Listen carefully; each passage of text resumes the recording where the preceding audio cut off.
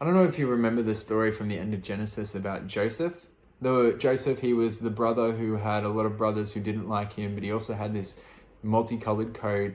Anyway, that story, it teaches about one of the attributes of God. It teaches us about this thing called the decree of God. The decree of God sounds like it's something that God does, but it's actually a part of who God is.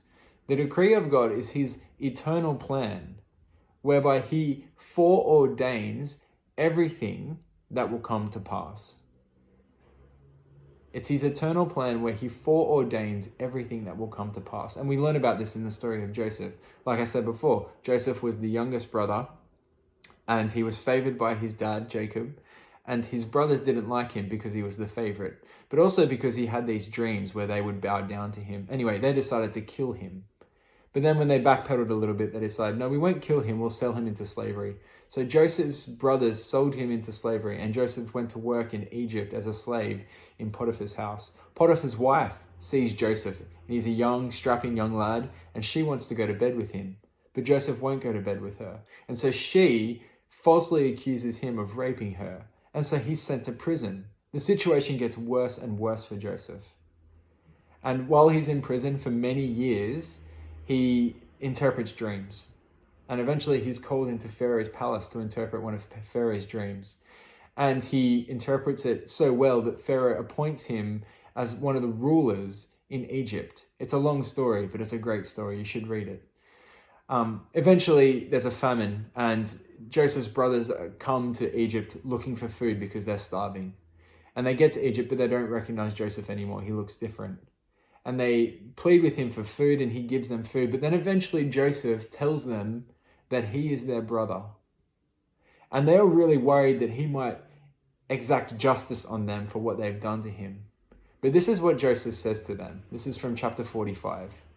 He says, "But God sent me ahead of you to preserve for you a remnant on earth and to save your lives by a great deliverance." He says, "So then, it wasn't you who sent me here, but it was God." He says later in chapter 50, "You intended to harm me, but God intended it for the good, for the saving of many lives." See, Joseph seems to have an understanding of God's decree, his eternal plan whereby God foreordains everything that comes to pass. The first thing that Joseph gets is that all of his life is one that is in every way ordered by God. He said, "God sent me." It wasn't you who sent me here, it was God. Joseph believes that God is ultimately in control of all that happens. Things happen because God orders them to happen.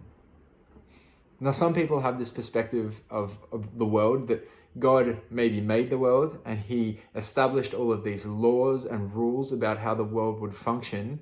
But then he eventually just walked off and he kind of said, okay, my job is done here. And he left for the laws of science and nature to govern the way that the world works, like some sort of divine watchmaker.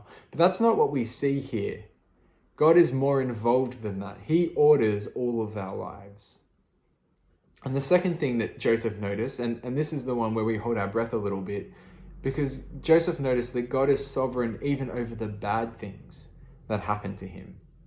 So Joseph is in Egypt because of an evil thing that his brothers did to him.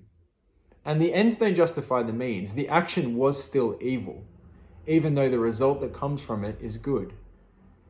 And they are completely responsible for their actions. The same with Potiphar's wife. She accuses him of rape falsely, and that's evil. Now, eventually good would come for it, but she is still responsible for her evil that she has committed. But that doesn't prevent Joseph from asserting that even the evil thing that has been done was also a part of God's plan and purpose. So the sovereignty of God is total. Now, it's important to notice that God is not the author of evil. At least not in the same way that he is the author of good.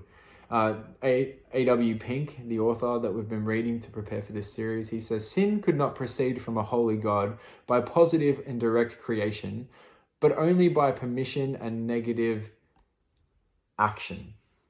Now, basically, that's just a lot of big words, but what he's saying is that God is holy and he is good. How can something that is evil come from a good and holy God? So God is not the author of evil, though he is sovereign over evil. And there is a sense in which it's proper even to say that evil is a part of his eternal decree. He planned for evil.